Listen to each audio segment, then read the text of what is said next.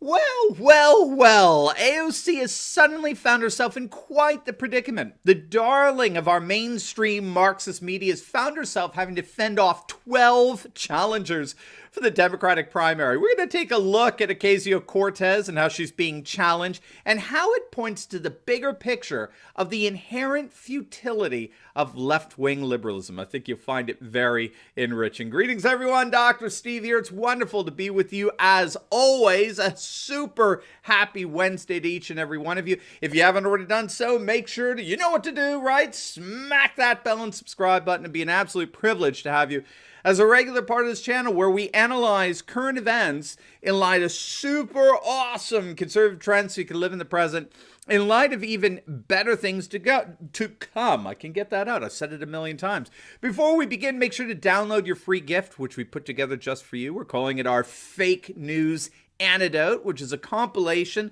of about 20 sites that I go to for my news on a daily basis. And you can download it completely free at the link down below in the pinned comment section. I think you're really going to enjoy it. It has the links and everything to the sites. It's really cool. And finally, let me ask you, would you like your investments to have a positive impact on America? Have you ever thought about what kind of impact your investments can actually make for the good of a nation? Well, our good friends, American Values Investments, they think a lot about that, and they can help you invest in stocks of companies they believe best embody the timeless values that have made America good and therefore great. Values like integrity, caring, and courage. Now, of course, there's risk in the stock market, and this ad does not constitute an endorsement. But if you want to make a positive impact on America while at the same time saving for retirement, well, then check them out at AmericanValues.com or just simply click on the link below. Tell them Dr. Steve sent you. They'll take very, very good care of you. Click on that link today. All right, so let's dive right in here. Despite her massive national media presence, New York Representative Alexandria Ocasio-Cortez is no longer a shoo-in for re-election. She is actually in the fight of her life in terms of her political survival. Fox News is reporting that AOC is being challenged by no less than 12 Democrats for the nomination. Moreover, 3 Republicans have already filed to challenge her in the general election.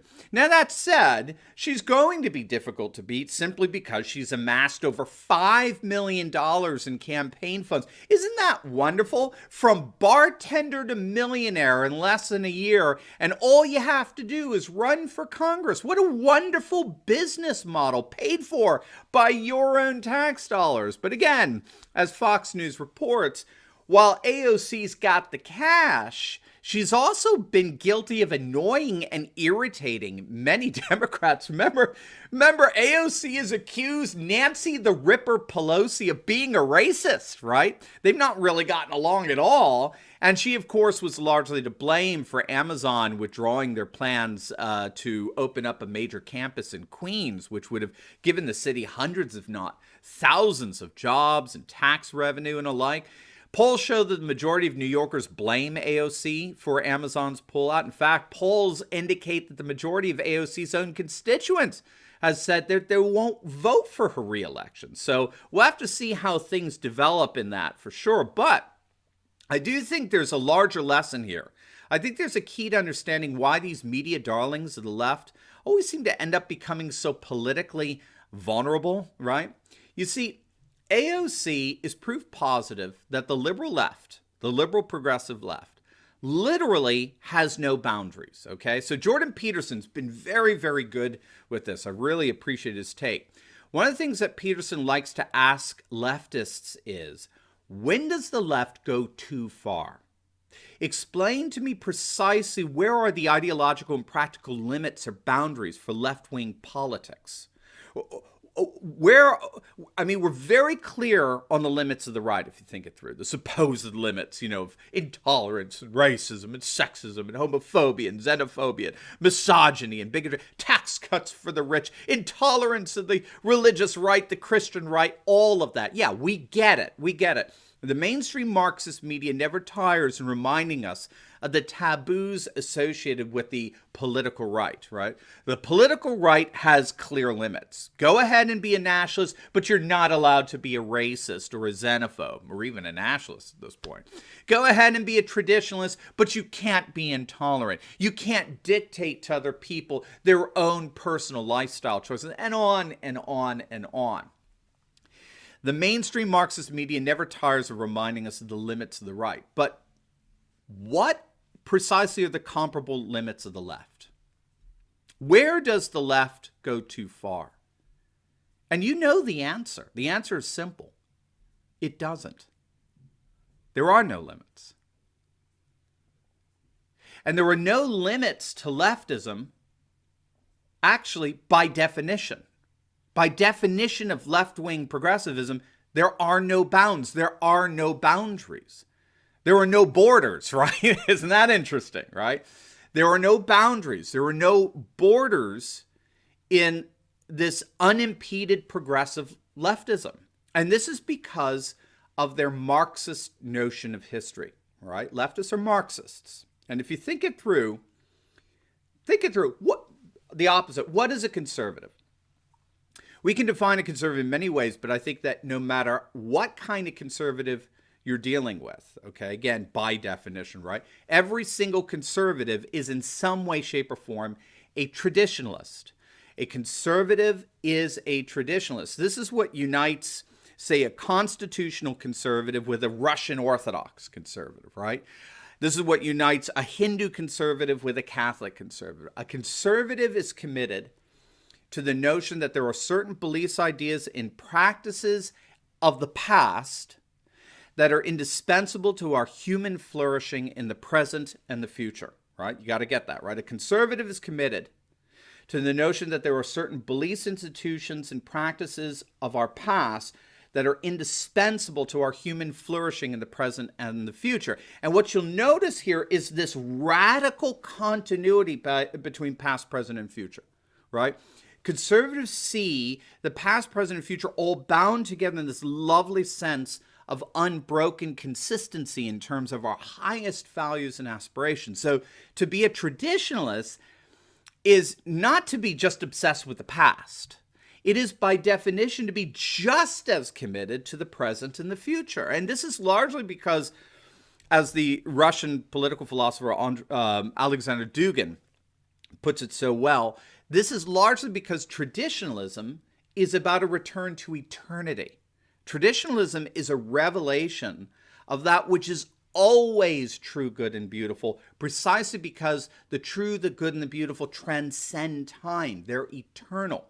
So think of the Apostle Paul when he reflects on the Eucharist in 1 Corinthians, when he says, "As often as you eat of this bread and drink of this cup now, you proclaim the Lord's death in the past until he comes again in the future."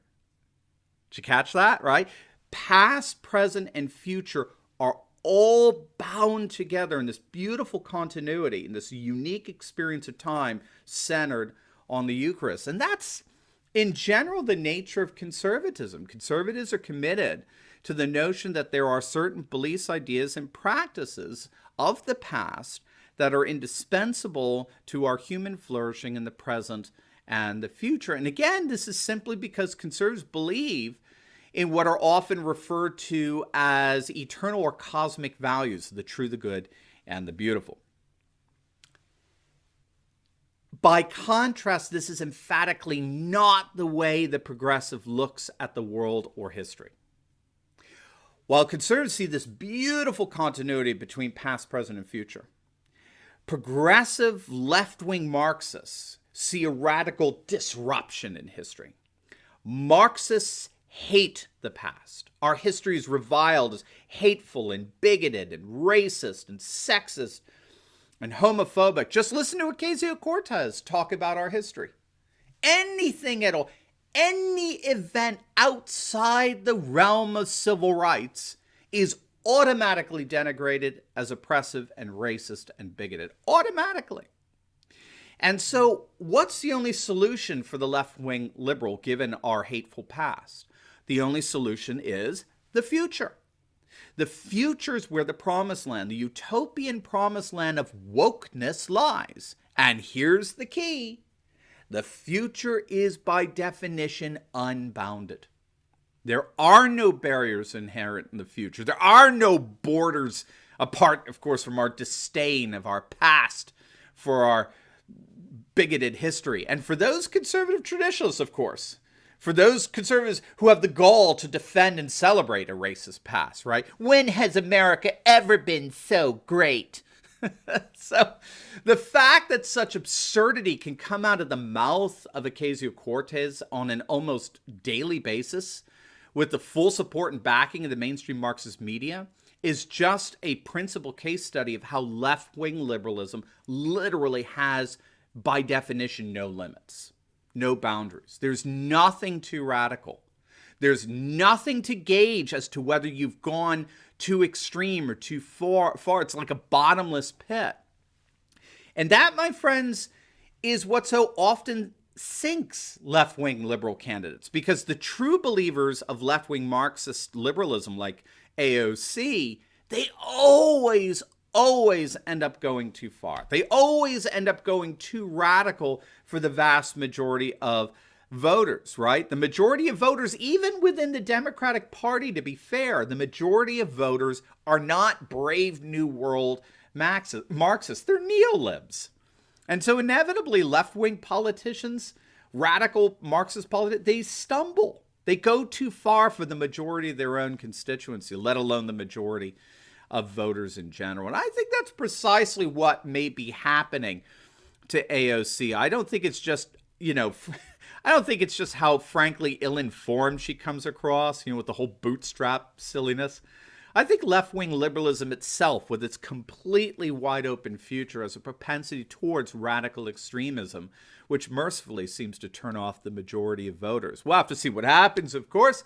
But in light of what appears more and more to be an inevitable Trump landslide, Ocasio-Cortez going down in 2020, well, that will make that election all the sweeter.